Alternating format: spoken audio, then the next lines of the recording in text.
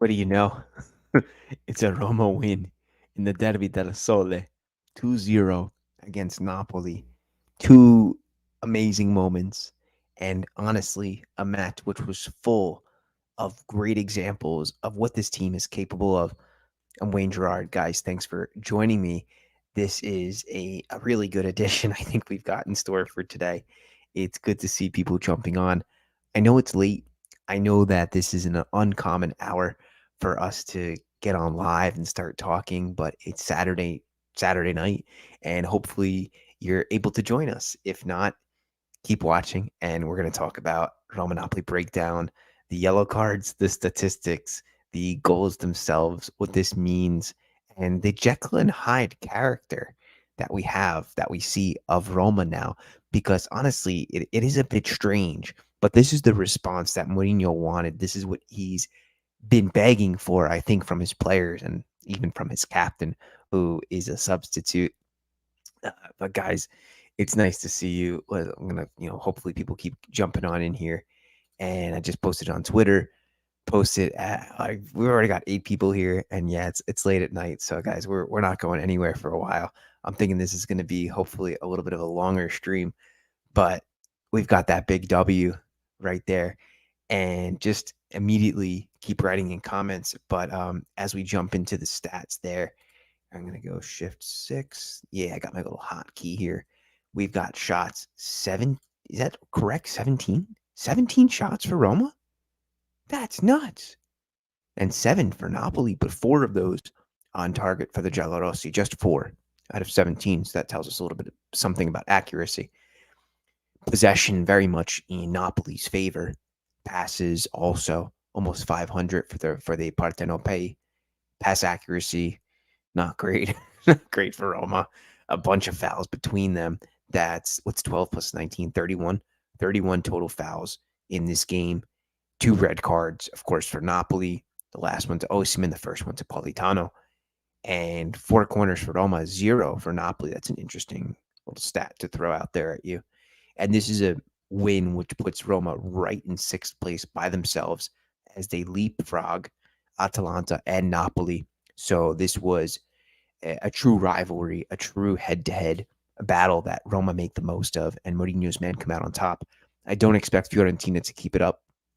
Bologna, maybe. We'll see what happens in the second half of the season, but they just, in the span of 6 days, they knocked off Roma, then Inter in the Coppa Italia 4-0. Is that right? 4-2 or 4-0? Some nuts. It's nuts that. And today they beat Atalanta with a header assisted by Orsolini onto Lewis Ferguson. Orsolini, who used to play for Atalanta. So a bit of irony there. Milan, they don't look good. They drew against Salernitana in Salerno, but it took them 95 minutes to get that draw there, 2-2. And of course, Giroud, who puts it onto a platter for somebody else. But Giroud is the assist man. He's a player I really like. I have a lot of respect for him. Juventus keep on winning, and Inter are going to win the Scudetto. But we look at Roma and those 28 points, and today is a match that you don't want to say that they had to win, because it depends on what your expectations are. When you say they have to win, what, to keep up 4th? Well, yeah, to keep up 4th, they really did. They had to win this one, and they get the job done. We remember that match against Fiorentina where Roma got bested by Italiano, right? I'm not going crazy. They lost against Fiorentina, right? Or am I so delusional? The reason why that we're going, it was a red card for Roma, 1-1 draw. The reason why we're on so late is I had my Christmas dinner today. We do things a little differently in my family, and people have their own schedules, their own kids. So my mom just tried to accommodate everybody, and we had it on the 23rd, Christmas Eve dinner on the 23rd, so a day ahead. But oh man, yeah, nice to see everybody in here. We've got Paul. Hi, Paul. He says something's wrong with Napoli. Yeah, they got beat by Frosinone. DJ's in here. Hello, DJ. Ben, who comments on the Christmas miracle. Yes, lots of yellow cards. Important win. Francisco is here. It's a great match for Roma. Napoli officially lost the plot. Just wanted to say buona in here. And Ben says Bove played like a man possessed. A shame he didn't have a goal to show for it, but he was stellar. DJ also says, even after the 2 reds to Napoli, I have to admit that the ref had one of the worst performances ever. So inconsistent. Cristante should have gotten his first yellow, but the other two later. The referee lost control within like 30 minutes. He looked, one, he looked a bit young, and two, his decision making was definitely immature.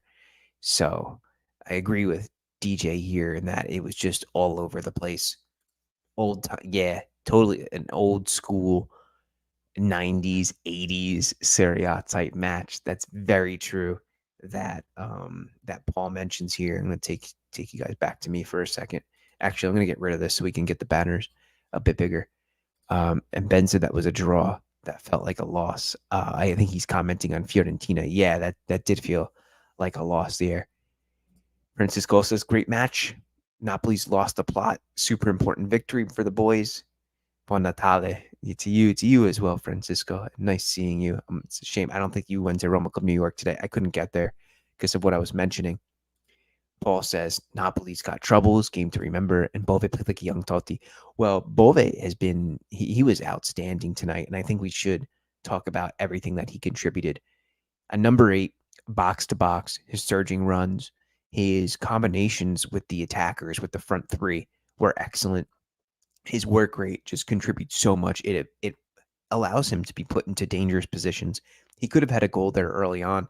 It's a good stop by Meret, who makes himself big and cuts off that angle.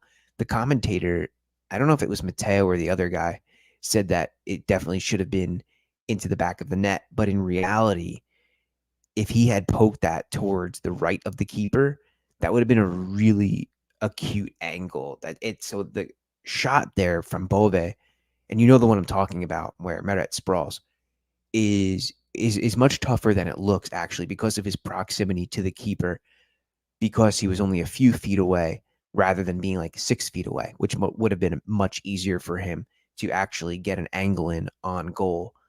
Should he have converted it when you're that close? Yeah, he should have. But I'm just trying to point out that it's not as easy as the commentators would have made it out to be. Yeah, and Bove does have a little bit of a similar hair to him, and good mental awareness. The one thing that I've criticized Bove of in the past, or said that it's an area that in need, is that he's got to go and get a bit more technical. But today we do see some really good passes, but also some mess ups.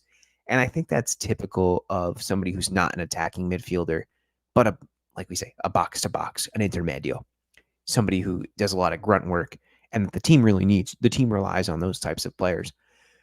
As we go back to the match, though, let's look at that starting line.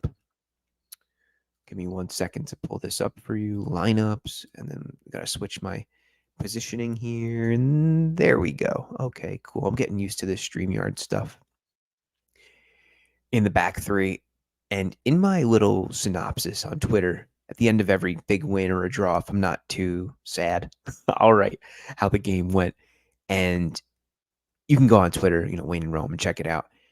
But the one thing I forgot to mention is the back three, who I thought were phenomenal today. Osimhen is one of the world's best center forwards. Nothing from Osimhen all game. And he gets his red card because he was so torn up, distracted.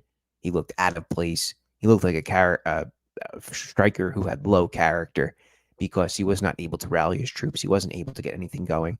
And this is so far removed from the striker last year that blitzed Smalling and totally deflated the Olympico. The back three was Gianluca Mancini, Diego Llorente, Indica. Indica had a solid game. He got up very well. He was up for it. Christensen on the right, Cristante, Paredes, Bove, and then Zalewski on the left. Paredes being the deeper one, with Cristante playing a touch above him, and Bove getting more free reign to contribute to the attack with his athleticism. Up top, there were rumors that it was going to be Azmoun, but it was Belotti who gets the start. And in fact, it's Belotti who makes that cross after taking Mario Rui. Yeah, it was Mario Rui that he took for a ride, beat him one-on-one, and passed that ball into Bove, who obviously failed to convert. Lukaku and Belotti, I thought they worked as good as they could. Lukaku was isolated for, by and large, a lot of it, but you got two similar players who both want to get the ball in deep positions and really finish with one or two touches. They don't like having to play the way that they do, but that's what the manager requires. Across Napoli's back four, Di Lorenzo, Ramani, Juan Jesus, and Mario Rui. I was a little bit afraid of Di Lorenzo as he went down. You never want to see a player get hurt. You also don't want to see a player who's fundamental to Italy tear his ACL or something nasty with the Euros just around the corner. Midfield Anguissa, Lobotka, Zielinski, which was decent. It's a good team. Like you got to give credit to Roma for overcoming a pretty good team here. Then it's Politano who lashes out with a kick, I think against Paredes, and then Osimhen and Kvara totally limited. Mancini's totally had him in his pocket. It's just, I'm just so surprised, guys. Are you surprised? Anyway, like I always ask people, spread it on social media, whether it's Chiesa di Totti, say you got a guy who's a YouTuber, hey, we got a little good community coming on here on Reddit, on Big Soccer, in your group chats, if you have like football group chats and WhatsApp or whatever. And if you want to join our group chat, let me know too. I'll post that link. You can see Roma's bench here, and Mourinho makes the most of it. El Shaarawy comes on the left, Osmoon, and then Pellegrini who gets the goal. That's the type of response you want from a keeper, right? That's exactly what you have been looking for. What I've been looking for from him. Good to see that. Just good to see. I'm also happy with Asmoon. I think he's done a good job. It's not easy to come in as a third string forward and you're on loan, make a name for yourself. But the one thing I did want to share, and tomorrow we will do the Mourinho press conference, but I wanted to share this one. Heart and sacrifice on the pitch. Fomento. Fomento is a term I wasn't familiar with in Italian. It's my second language. So I had to go to Google. And then nothing made sense. But the closest thing I came up with was like somebody who stirs the pot or gets them going. So it says, Cuore sacrificio in campo, fomento sotto la curva, Gianluca Mancini, romanista ideale, curva sud, heart and sacrifice on the pitch, stir under the curva, Mancini, the ideal romanista from the curva sud. Cool. I thought that was a pretty good one. You can see. Anyway, as we go back to my Twitter here, of course, we've got this iconic. This is going to be an iconic picture. One of the photos of the season. Look at the sheer unity, and like here says here, happy family. You love to see it. No, let's see. Offensive content. Yeah, this is not a team, but a family. And that's totally true. And Bove is the future. We'll give a couple likes to those comments there. But Lukaku, I got so excited. Lukaku puts the stake in the heart. Yes, he did. Anyway, we'll come back. We'll come back to the full screen here. I see a bunch of people coming in. Guys, throw in some comments. Let me know who you are, where you're watching from, what you thought about the match. And I want to ask now, and I have a feeling where this is going to go. Where is it? There we go. That's the banner. Who was your man of the match? Leave a comment in right now. I have a feeling his name ends with A and starts with Bove. It's Bove. But we'll see. Okay. What else? Merry Christmas, says Paul. Yes, Merry Christmas. I did have my mom made our typical, it's a little different now, but our seven fish, which was very nice. Oh, we got a bunch of comments here. And DJ also says, I think that if Bove really works on his shooting, he can become a mini Nainggolan. That's a good comparison there. The aggression is right there. Passing needs some fine tuning, but I think and hope he can get there. I had never put that together really.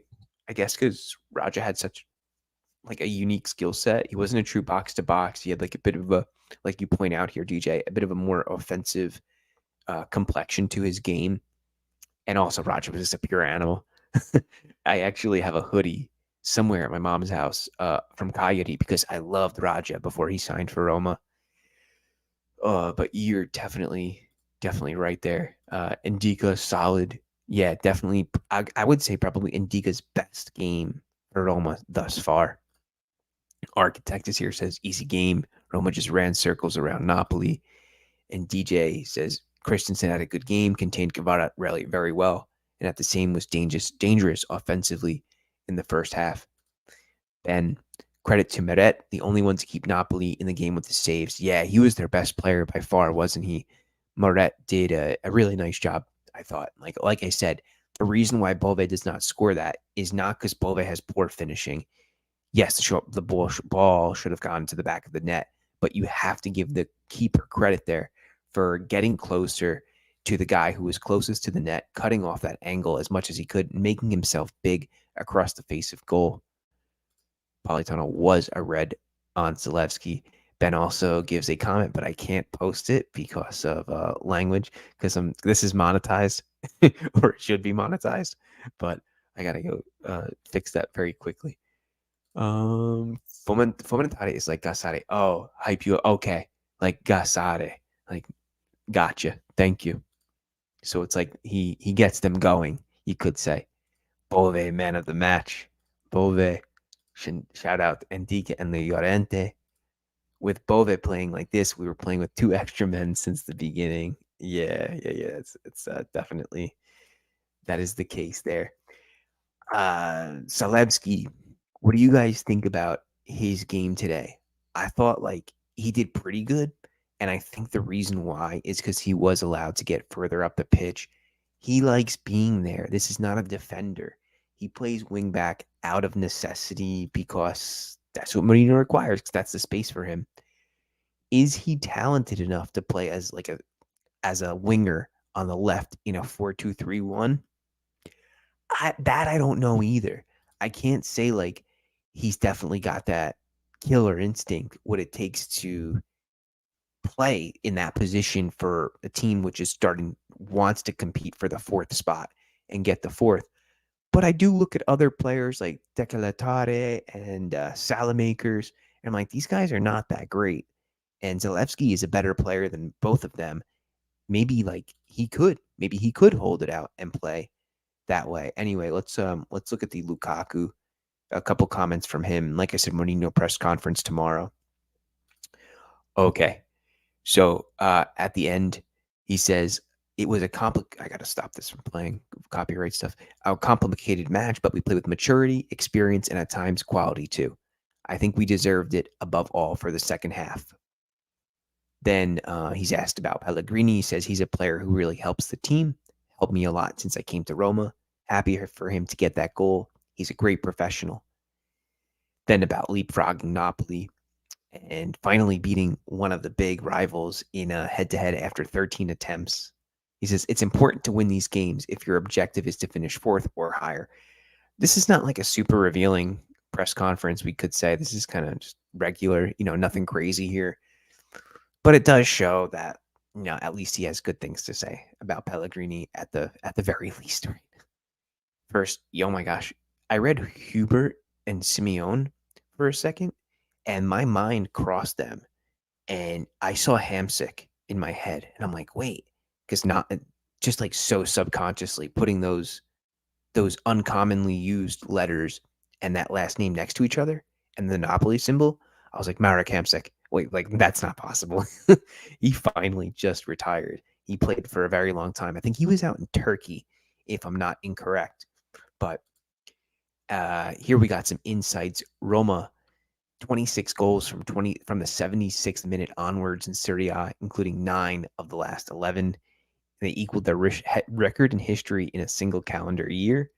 I wonder if this is now, if this was, that is post match. Okay, so those are some good stats.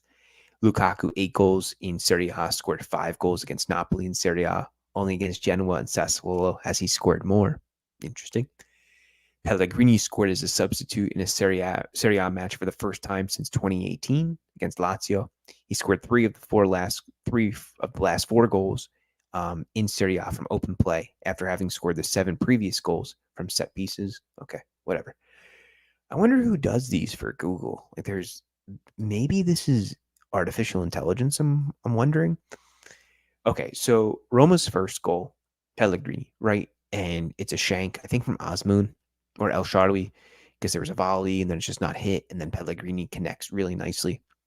That second goal, the second goal should have come a lot sooner, like way sooner. Roma was very disjointed, I think, in the counters that they had towards like the 75th minute on.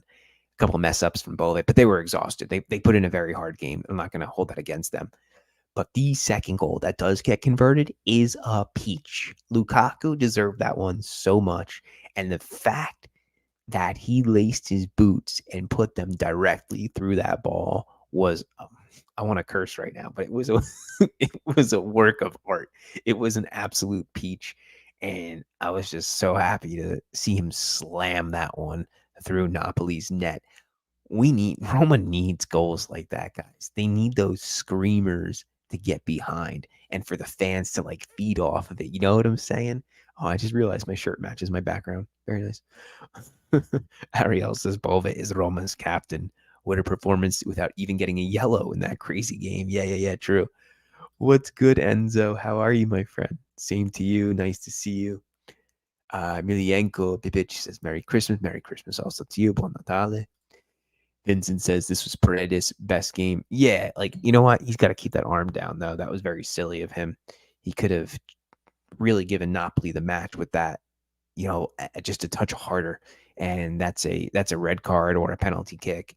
So, yeah, I was very afraid when Paredes did that. 90 minutes in a big game without a yellow is crazy. Yes, totally. Enzo says something that went under the radar today was Lukaku and Belotti's pressing. I thought that was crucial. They forced a lot of mistakes from Napoli's backline. Yeah. And I think we've been on here and we've spoken about, or I've mentioned how I don't like Roma that doesn't press. I always want them to be hot on the press, win that ball back, get in dangerous positions.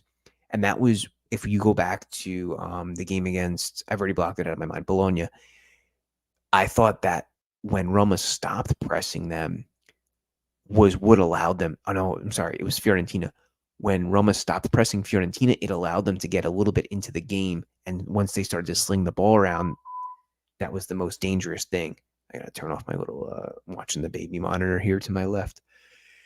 Okay. But yeah, Enzo's totally correct here.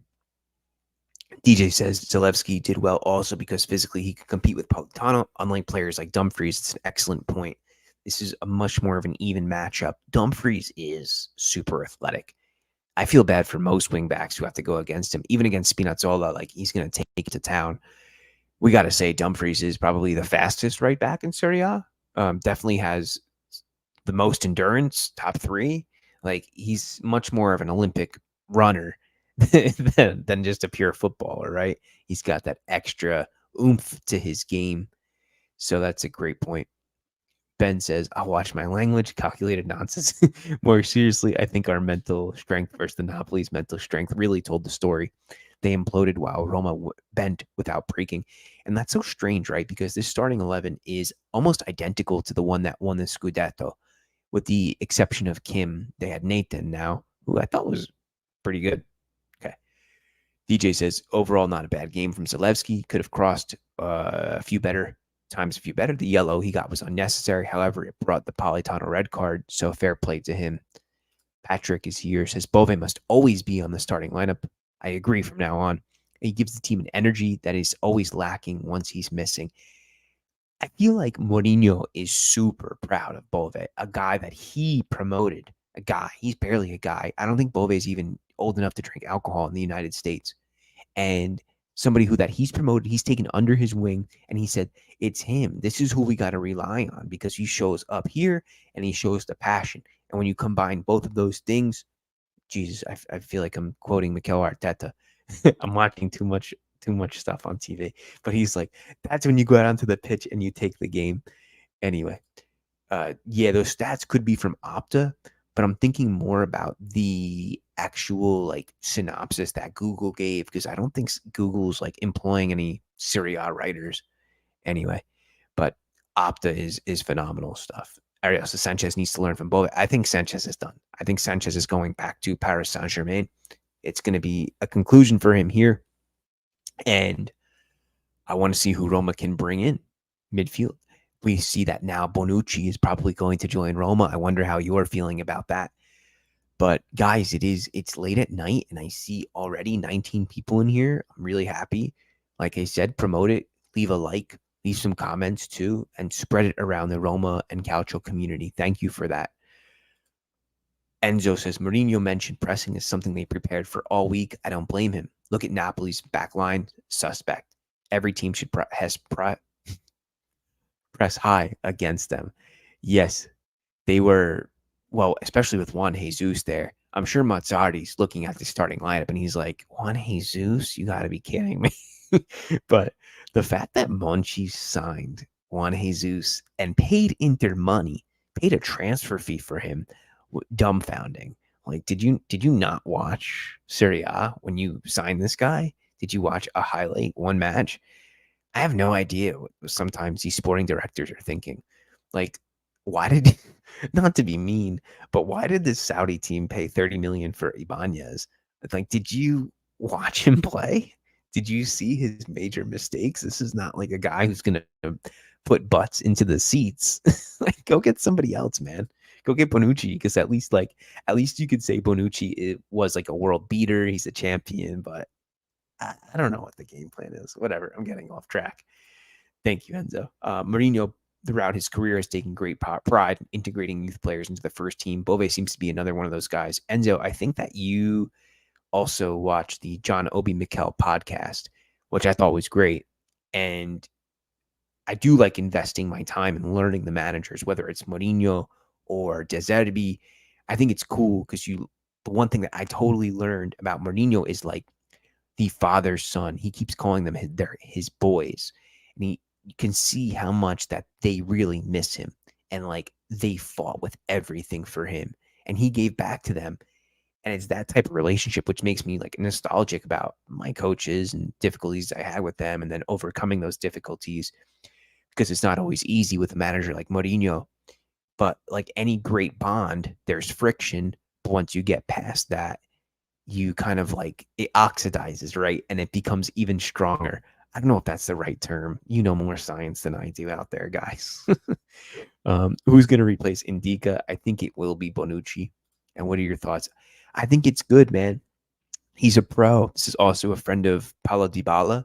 Somebody tagged me in something on Twitter which showed like how when Bonucci left Juventus, they didn't do anything for him, but Paulo went out into the pitch and like walked around with him and stayed by his side.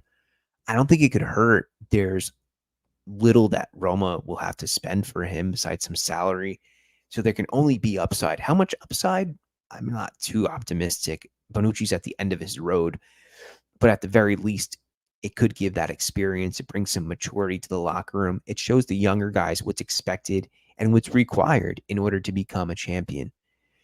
Paul says, "Why am I the only one? Come on, yeah." There we go. Hit that like button. Now we got 23 in here. Now we're just growing, and the clock is getting more and more past 10 p.m. for me. It's ironic that Bonucci may be joining Roma. Enzo says, "For years I've been saying that Mancini reminds me of Bonucci a bit, at least in possession. Perhaps." Mancini to me is most closely related to Marco Materazzi, the player that he cites as his inspiration. Ariel says, I would keep this exact lineup for Juve, not risking Dybala. The lineup is full of fighters.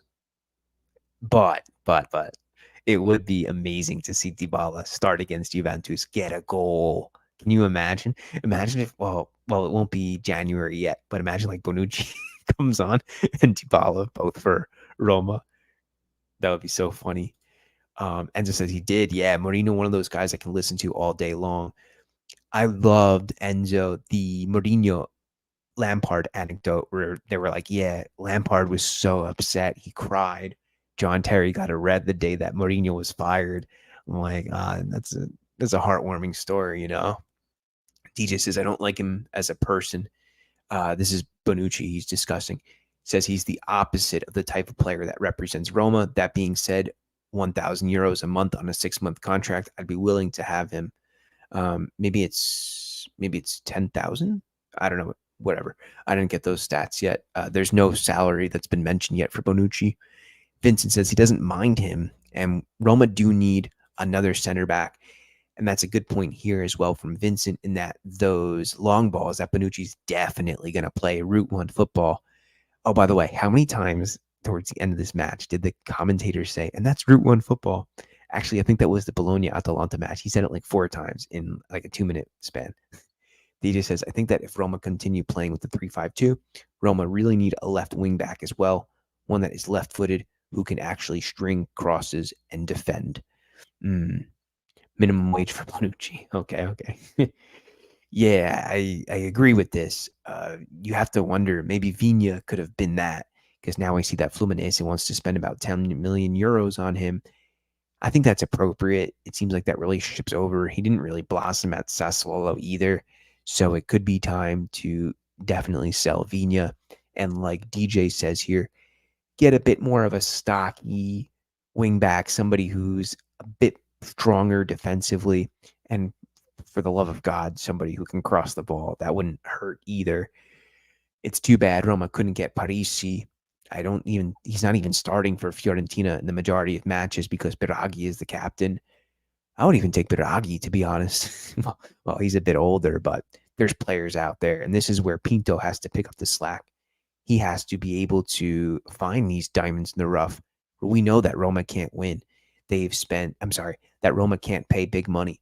They've spent 20 million euros over 5 mercati, 5 transfer windows. That's unheard of. Even the small teams have spent more than that. So it's very difficult in the situation that Roma is in with the expectations versus what Pinto can actually put in. But your job now, Thiago Pinto, is to find that type of player, is to go find that wing back and get really good, guys that can, I don't like that word, it's such an English filler, but acquire somebody who's not noticed, perhaps from the Belgian league, from the Georgian league. We see how that worked out. The Russian league. I don't even know if they're playing football, but yeah, Pinto's gonna have to work some magic. Okay. Let's see what we got in here. Enzo says yes, specializes in Donut. Hi, Donut. It's your first time here. Says Roma loses, Mourinho is washed. Get Conte. Roma wins, Mourinho integrates youth. Have some consistency. Oh, okay. So for the record, I never said Mourinho is washed. Having criticisms about the way that Roma has approached certain matches is deserved. But yes, Roma does win, and we praise him for that, Mourinho, for making the right calls. What else would we do? This isn't a hate channel. I don't know what you think this is. So whatever agenda you've got, maybe you're in love with Mourinho. I don't know. That's your business. But don't come on this channel and accuse me of doing something I didn't, which was say Mourinho is washed, because I never said those words. All right. Vincent says, I wish we got Grimaldo. Ben says, maybe Marcos Leonardo knows how to cross the ball. I tell you what, Marcos Leonardo definitely knows how to take players one-on-one and make breaking runs down the right and score a few goals. Ciao, Enzo. Yes. Merry Christmas to you. Well, go and enjoy your Christmas dinner. I'm hoping you're having some sette pesci, some 7 fishes, or something very good. I do know that not all, actually, Italians, people from Italy and a lot of first generation, they don't do the 7 fishes. I think this is more of like a New York Italians tradition. So I'm like 3rd and 4th generation. My family's been in here. Obviously, my name's English. My last name is French. So there's a long story to that, but my background is Italian. So I've never said Roma should look at Conte. Never. I don't really even like Conte. Conte leaves a mess wherever he was. What I have said on Twitter is that when Mourinho leaves, because I do believe that one day Mourinho will leave for 50 million euros per season to Saudi Arabia, that Roma should look at Italiano and Mota. Those are the 2 managers I've said that Roma should look at for the past 8 months. And I've mentioned it less than 3 times, maybe twice. So, donut fit. Ariel says, if Roma have the top wing backs, this team will be unstoppable. That's all Roma needs. Who would you start, Christensen or Karstorp?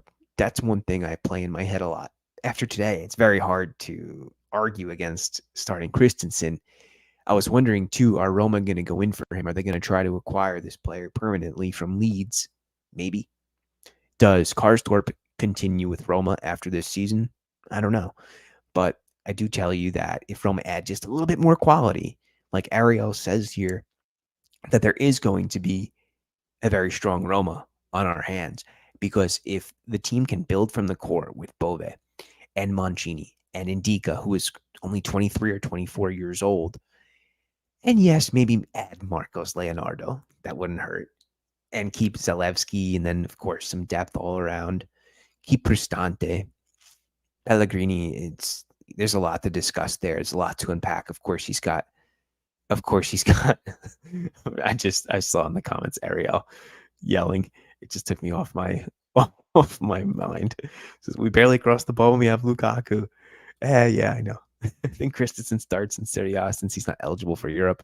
DJ says, my fear is that if Mourinho leaves, Roma will get a Mota or Italiano who won't be able to get a good results with us due to inexperience. Maybe. And the reason I say maybe is because there's low pressure at these places. Fiorentina have a good squad with a lot of depth. Bologna play one match per week, with the exception of this week due to Coppa Italia. So those players can spend a lot of time tactically. They can save up their energy to play exactly the way their coach wants to, whether it's extremely athletic type of football, which Malta does. He has a lot of moving pieces, or they can play on the counter and be faster and more acute and more focused, which is something Roma could work on. But how do you work on it when you're exhausted, when you're getting beaten down every week, 3 games in 6 days is very tough. We got to keep that in mind as well.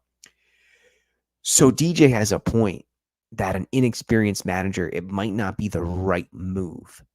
Instead, you might want to look elsewhere. You might want to consider De Zerbi. De Zerbi started really hot, and we saw what he could do. But now I think Brighton are down to 8th, so it hasn't been too kind to them in the past 2-3 months after starting so hot. Is that the type of manager that Roma should look at if Mourinho does in fact leave? But we'll see. It is the last year of his contract. Thiago Pinto said today that the ball is in Roma's court regarding his future, what they want to do. The ball is in Roma's court, once again, not Mourinho's, in the sense that they're going to decide what they want to do here. They're going to look at the results by the end of the season and see what they could do. But I will tell you is that, yes, maybe certain managers on different days could get better results than we've seen. And we think about some poor performances that Roma have had against, mediocre teams.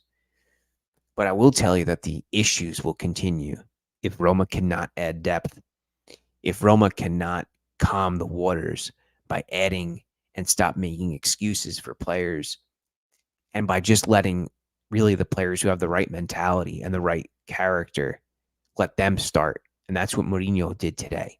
He made a really controversial move in Rome to bench a captain. That's not something which often happens, guys. Ultimately, it pays off. Bove sets the tone for the entire match, and then the captain comes on as a substitute and nails the go-ahead goal. That's a masterstroke there.